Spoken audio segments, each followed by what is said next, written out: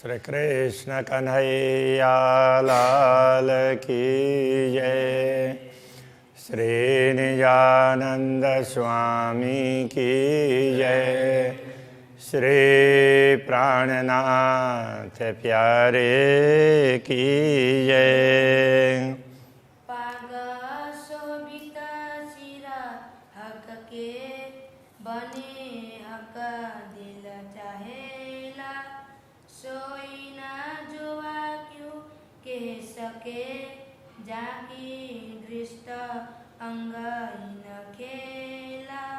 जाकी दृष्ट अंग इन खेला। श्री कृष्ण कन्हैया लाल की। अक्षरातीत पूर्ण ब्रह्म परमात्मा के पाक का वर्णन हो रहा है। तो उसके लिए कह रहे हैं दुग्धवी शोभा तो कहूँ जो पगड़ी शोभा है, और पाग में जो दुग्धुगी की शोभा है ना, उसको हम अलग प्रकार से वर्णन कर सकते हैं, किंतु वो पाक की और उसकी अलग अलग शोभा हो तो वर्णन करें ना। वो तो पाक की शोभा को ही बढ़ाने के लिए है, ये कहना चाह रहे हैं। जो त करे हक दिल चाही, कोई तरह बनी न ठौर। तो इनमें से जो प्रकाश निकलता है, जैसा राज्य चाहते हैं उस प्रकार का प्रकाश निकलता है। इसलिए ये दुग्धुगी की शोभा कोई विशेष प्रकार की शोभा है, तो पाक की शोभा को बढ़ाने के लिए है। वो कहने का तरीका अलग है। ये क्यों आवे जुगत जुआमिने, क्यों कहूँ ए है सलूक। तो ये कितनी युक्तिपूर्वक इसकी संरचना है, तो वो जिह्वा के द्वारा बताया नहीं जा सकता। और ये कितना सुंदर है ये भी नहीं बताया जा सकता है। जो ए तरह आवे रूह दिल में, तो तवई होवे टूक टूक। ये किस प्रकार से इतने सुंदर है, तो ये रीत ब्रह्मात्माओं के दिल में आ जाए, वो समझ जाएं, तो उसी समय उनका दिल है वो टुकड़े टुकड़े हो जाता। कहने का तात्पर्य उसके अंदर ये चुभ जाता, तो जब तक ना देखें तब तक उनको संतोष नहीं होता। इन पागई में है दुग्धुगी, बनी पागई में कलंगी। तो इसे पाग में ही दुग्धुगी है और कलंगी भी पाग में ही है। पाग की शोभा बढ़ाने के लिए है। ए जंग करे ज्योत ज्योत सो। अब पाग की ज्योति अलग प्रकार से है और दुग्धुगी की ज्योति अलग प्रकार से। दोनों की ज्योति एक दूसरे के साथ में द्वंद्व करते हैं। ये बनाए लह का दिल की, इनकी अलग अलग शोभा, इतनी सुंदर शोभा क्यों है, तो कहते हैं कि ये अक्षरातीत धामधनी ने दिल से इनको तैयार किया है। इसलिए कई जिनसें कई जुगतें कई तरह भांत सल की। ये इसमें कई साधन हैं, कई सामग्री भी है इसके अंदर जुड़ी हुई। तो जैसे अलग अलग बेल बुट्टे वगैरह, तो अलग अलग रत्न वगैरह, ये सब जिन्स कहने से सब वस्तुएं, और उनको अलग अलग तरीके से युक्तिपूर्वक उसके अंदर सजाया है। कई तरह भांत सल्लू की ये, इसलिए ये एक प्रकार से सुंदर नहीं है, कई प्रकार से सुंदर है। उसके एक बुट्टे को देखते हैं तो उसकी सुंदरता और प्रकार की दिखाई देती है। तो ऐसे तो कई प्रकार की सुंदरता हैं।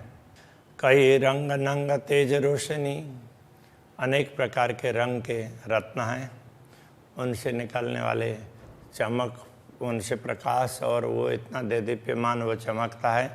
नूर छायो अम्बर जिमी जे, तो उस प्रकाश से पूरा परमधाम का आकाश और परमधाम की भूमि पूरा मानो छा जाता हो, इतना ज़्यादा प्रकाश है।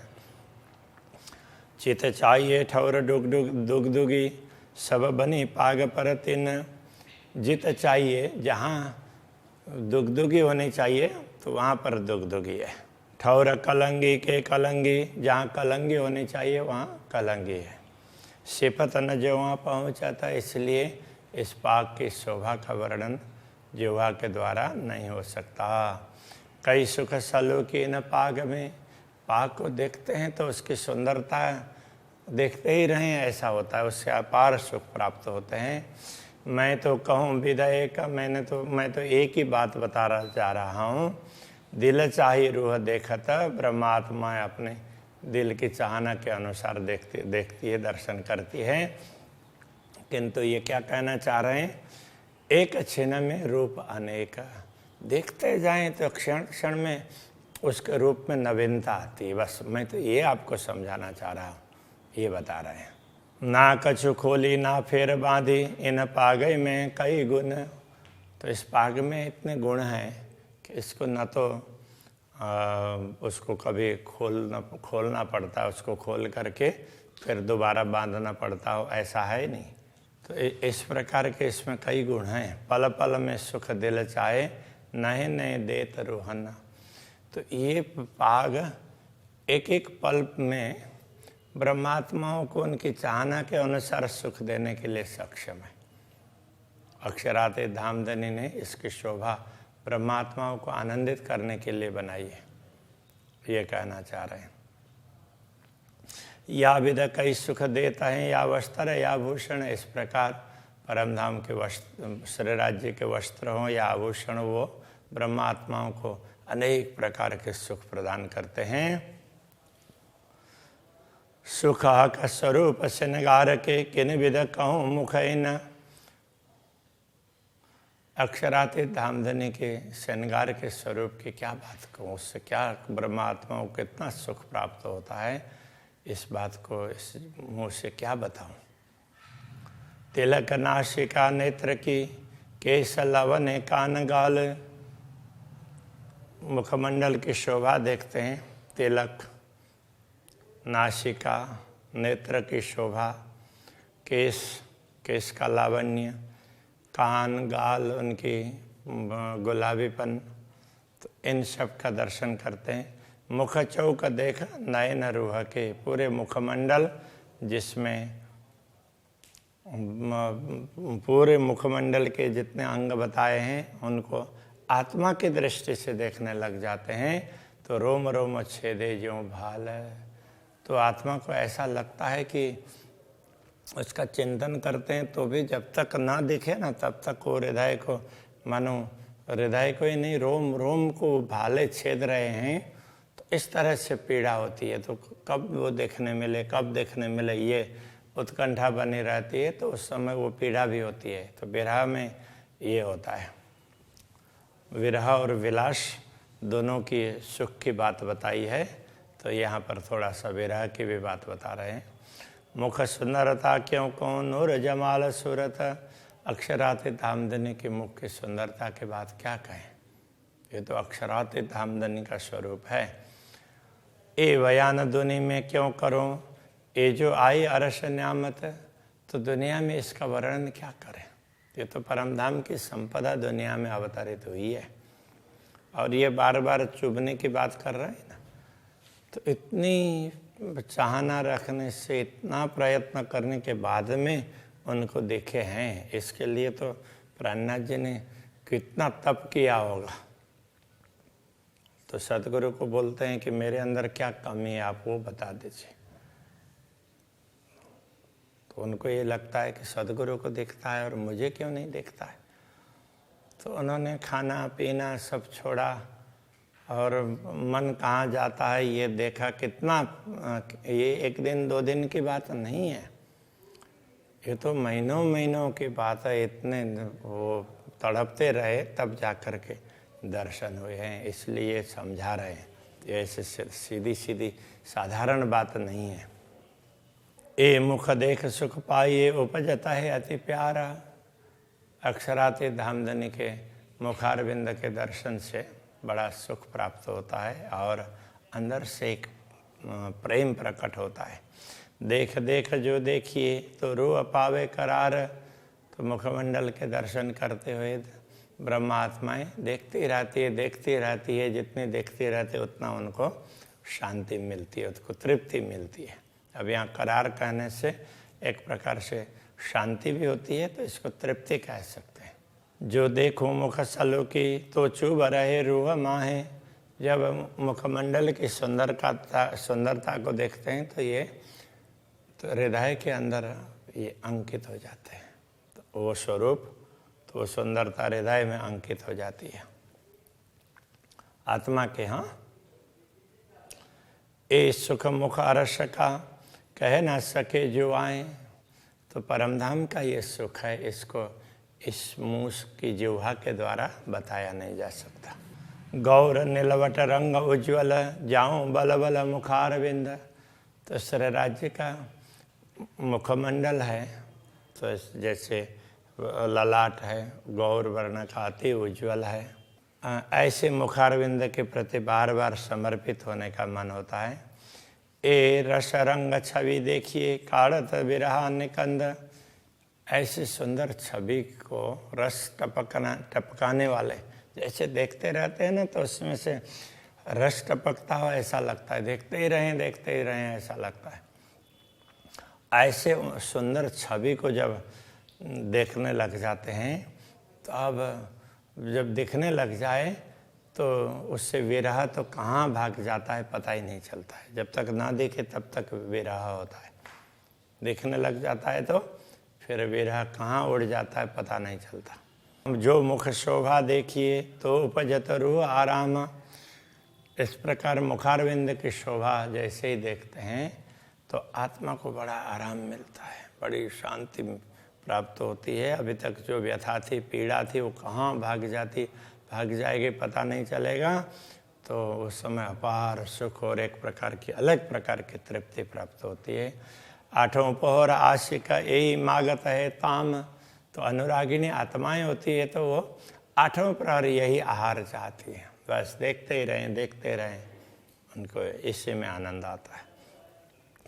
जो गौर रंग देखिए जुआ कहा कहे कमान, तो जब गौर रंग का वर्णन करें तो उसको देखते हैं तो जुआ कहा कहे कमान, तो ये गौर वर्ण अक्षरातीत धामधनी का है।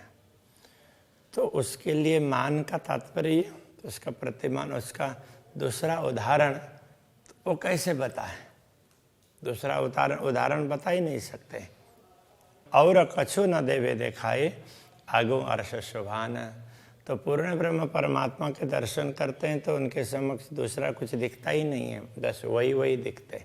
इसलिए ऐसे हैं करके बोला भी नहीं जा सकता, क्योंकि ऐसी कोई दूसरी वस्तु हो दिखाई दे तब ना। तो इसलिए जो दिख रहा है तो वही सर्वस्व है, ऐसा समझना चाहिए। हंसत शोभित मुखारवटी अति सुंदर सुखदाय, जब अक्षराते धामधनी मंद मंद मुस्कान करते हैं तो उस समय हरवटी ये चिबुक है, उसकी शोभा भी अलग प्रकार की होती है। अति सुंदर सुखदाय, तो वो भी अत्यंत सुंदर और सुखदायी, देखते ही रहें ऐसी होती है। हाय हाय रूह नजर यासों बांध के क्यों टूक टूक होए न जाए, जब आत्मा की दृष्टि इस चिबुक में पड़ती है तो लगता है कि बस इसी को ही देखते रहें, इसी में समर्पित हो जाएं, ऐसा लगता है। अति गौर सुंदर हरवटी, ये चिबुक है अत्यंत गौर वर्ण का है, बड़ा सुंदर है। और अत्यंत शोभा शलूक, इसकी शोभा कैसी है? अच्छी है, बड़ी सुंदर है। बड़ा अचरज ये देखिया जीवरा सुनत न होत टूक टूक, ये आश्चर्य की बात है कि ऐसा आश्चर्य देखने को मिल रहा है कि इतने सुंदर स्वरूप को देख करके भी ये जीव है शरीर में पड़ा रहा है, इसको तो टुकड़े टुकड़े हो करके उसको शरीर को छोड़ करके, शरीर को त्याग करके तो निकल जाना चाहिए। हरवटी अधूर बीच लाक, अब ये चिबुक हरवटी और उसके अधर के बीच में ये गहराई यहाँ होती है ना, यहाँ गहराई, वो भी बड़ी सुंदर लगती है। मुख अधर दो लाल, पूरा मुखारबिंद अधरोष्ट दोनों देखते हैं तो बड़े लाल लाल लगते हैं। ये लालक मुख देखे पीछे, इस मुंह की ऐसी लालिमा देखने के पश्चात हाय हाय लगत न भैड़े हैड़े भाल। तो बड़े खेत की बात है कि दिल में कोई भाला नहीं चुभ रहा है कि इसको मैं प्रत्यक्ष देखूं, ऐसा नहीं हो रहा है, ये बड़े खेत की बात है, ऐसा बोल रहे हैं। शोभे हंसत हरवटी, बड़ी अचरज सल्लू की मुख। जब श्रीराज जी हंसते हैं ना, मुस्कुराते हैं, तो उस समय उनकी हरवटी, तो ये चिबुक है उसकी शोभा, तो वो भी हंस रहा है ऐसा लगता है।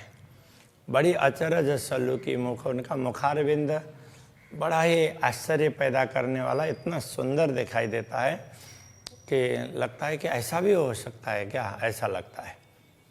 रुआ देखे अंतर आँख खोल के, आत्मा अंतर की आँख खोल करके देखती है तो उपजे अरस सुख, तो उसको परमधाम के सुख का अनुभव होता है। अरे मैं परमधाम में हूँ, ऐसा लगेगा। क्यों कहूँ गौर गालन की शोभिता ते सुंदर, तो पूरे मुखमंडल में तो गाल भी हैं कपोल, तो उनके गौर वर्ण का क्या वर्णन करें। तो उनका क्यों कहूँ गालों का रंग, उनके रंग की क्या बात करें। अनेक गुण गालन में, ज्यों ज्योत किरण करता, ज्यों ज्योत किरण रंग तरंगा। गाल में ऐसे अनेक गुण हैं, अनेक प्रकार उसके ना आभा अलग अलग प्रकार की है। कहीं ज़्यादा गाल लाल लाल हैं तो कुछ में थोड़ा सा कम होगा ऐसे। तो उसकी जो कांति है, उसमें से जो ज्योति निकलती है, तो उसके वो रंग को देख करके ऐसा लगता है। तो इस प्रकार से उसकी बड़ी शोभा है। बारीक सुख स्वरूप के कोई जाने रूह मोमिन, अक्षराते धामधनी के स्वरूप के सुख हैं, बहुत बारीक हैं। कोई ब्रह्मात्मा उसको समझ सकती है, पहचान सकती है। इश्क इल्म जोश याई को, जाके होशियार रस में ताना।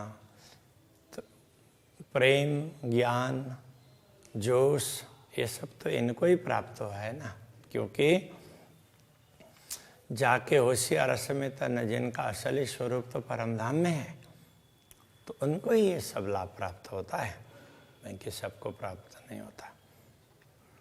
ए मुख अचरज अद्भुत गुण केते कहूँ गालन, ये मुखारविंद के गुण हैं, बड़े आश्चर्यजनक हैं इसकी शोभा। और गाल के भी गुण कितने बताएं। ए रूहें जाने सुख बारीक, तो ब्रह्मात्मा इस सूक्ष्म बारीक सुख को समझ सकती है। हर गुण अनेक रोशन, एक एक गुण में अलग अलग प्रकार का प्रकाश है, तो ब्रह्मात्मा इसको समझ सकती है। रूह के नयना खोल के देखूं दो गाल, अंतरात्मा की दृष्टि को खोल करके दोनों गालों के दर्शन करते हैं।